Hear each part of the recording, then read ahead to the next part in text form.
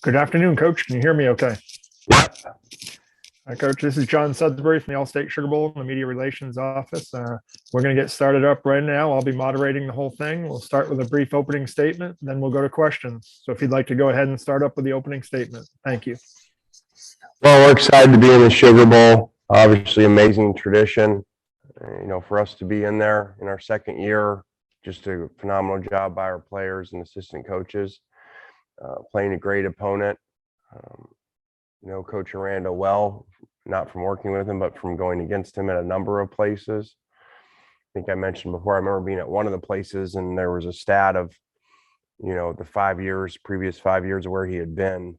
They had the best average per run allowed in the country, combined over the 5 years. So they've always played great wherever he's been, and you can see how hard they play and give people a lot of problems. So it's an exciting matchup. Obviously, COVID's still around and has been an issue, that we're dealing with. And we pushed back as far as we could from going down there, as long as we could, just from getting out of, our protocols here, which are easier to follow. So we will be there eventually. Thank you very much. We'll now go to questions. We'll start with Michael Katz from the Northeast Mississippi Daily Journal. Michael? Hey, Lane, can you hear me? Yep. Just in terms of adjusting sort of on the fly to all the COVID protocols, how has all this kind of changed the way that you guys have prepped over the last few days, and I guess how kids kind of went home for vacation and whatnot? Yeah, we just got back last night, so we practiced this morning. That would have been no different. We came back the same time as if we were going to New Orleans, so we would have been in New Orleans last night, practicing there this morning, just like we did. So none of the prep part has changed. We're just doing our stuff here instead of there. And that's not, really, actually, these players outside of transfers, none of them have been to a bowl game besides last year at the Outback, which was similar to this because of COVID, where we went a lot more close, where we went close to the game as opposed to a normal bowl week. Our next question is from John Sokoloff from WCBI TV in Columbus. What's up, Wayne? I just wanted to talk about, what it says about your team, the fact that there are no opt-outs from this team. What does it kind of show about the cohesion of the crew? I think it's awesome, especially we didn't have a conversation. It's not like someone came in wavering and we had to talk them out of it or go over the pros and cons. I think it says a lot about this team. I think it says the culture that's been created here. And, I think improvement from year one to year two also, when you look at that. And it takes a while for your culture to, set in. So that was really cool to see, to not have to deal with that. We'll next go to Ted Lewis from the New Orleans Times-Picayune. Ted, be sure to unmute. Lane, hi. Two questions for you. First, what can you say about Caden Costa's situation and Ole Miss's support for him in his appeal? And secondly, when you see all the other bowl games, or some of them having trouble, teams having opt out, and yet in other cases, the other big New Year's Six games, teams are coming in as scheduled. What went into your thinking that this would be the best thing to do is delay your coming down as soon as possible, as late as possible? Yeah, ideally from a COVID standpoint, we would come in like a road game, the night before, because that's just think about it. Why are you going to go somewhere early, have your kids walking around a different city, around different people, picture a week of walking around Bourbon Street and everything. I don't think that that's really, up there high on COVID protocol. So we stayed as long as they would let us, actually, because of that. So it's a lot easier to monitor kids, have them here where they're used to, There's not a lot of stuff around here with school being out also. So there's not a lot of places for them to go and things. We really, were already scheduled to leave when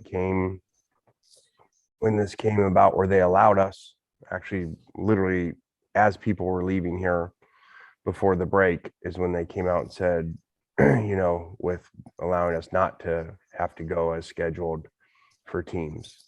We were already going. Had that been a day or two earlier, we may have changed even the Christmas part and not let these kids go home for Christmas like I think Michigan did. So I know it's not ideal for them, but you want to do that, or do you want to go have fun for a week and have players get COVID and they can't play, or we can't even play the game? Next, we'll go to Nick Suss from the Clarion Ledger. Lane, with all this stuff, do you have anybody who can't practice right now because of the spike, or anybody that you think might be in danger of missing the game? Yeah, we do. As you know from being around here, we're not going to get into that in the number of them or the details of it, but yeah, we do. How are you guys handling testing? What are the requirements? Is it all self-reporting, or is there something the Sugar Bowl is making you guys do with that sort of stuff? Yeah, I'm not getting into all that. But we're doing the best that we can to manage it. Our next question is from London Lawrence from the Daily Mississippian. Hi, Coach Kiffin. You have put a big emphasis on fans in the stands and how it affects the gameplay, and talking about fans staying in the stadium. What are you looking for out of the fans down in New Orleans? What are you expecting from the fans? Well, I hope to show up. I think you never know, especially in COVID, what's going to happen, and how many, even the ones at bottom, do they keep them? Do they have COVID issues in family? Do they sell them? So I don't think we're going to have any idea, about which side has more fans and how many actual fans are there, being a neutral site game and with all the COVID stuff going on. Next, we'll go to Jude Papillon from the Tulane Hullabaloo. Coach Kiffin, what does being invited to the Sugar Bowl say about the progress that you guys have made over the past few seasons? Like I said in the opening, it says a lot about our players, that in 2 short seasons with COVID shortening the first one and no spring that year, to be in the Sugar Bowl. And crazy enough, someone said the other day, what if you would have played good versus Auburn? Are there, I don't even know if it's even allowed, are there 3 SEC teams in the playoffs? Because we're sitting there at 11-1. I don't even know that rule, so I'm sure you guys do. So that's crazy to think that you're even that close, to that level in year 2. Just speaks a ton of the players and their performance. We'll go back to Michael Katz for a follow-up question. Obviously a lot of stuff behind the scenes in terms of COVID testing and all that stuff throughout the year, but for the most part, this season kind of went unimpeded. Is there a frustration factor from you or your players or anyone that this is all kind of starting to happen right now at the very end of a season that for the most part kind of went about as well as it could have? I think they've trained. They've got 2 years of hearing and worrying about what you can control, and they certainly can't control COVID, whether that's changing games or how early you go to games and stuff like that. So we worry about what we control, and I think they've started to understand that, and this would fall into that. We have a follow-up from Ted Lewis from the Times-Picayune. Yes. Lane, I asked you earlier about Caden Costa. You didn't answer that. What happened with him, do you believe? And can you talk about his appeal and where things stand with that? Well, we hope his appeal obviously comes through and that he's back. I can't, with HIPAA, I can't get into anything more than that. We do have time for a few more questions for Coach Kiffin. Once again, please use the raise your hand function, which is probably under reactions at the bottom of your screen. Any additional questions for Coach Kiffin?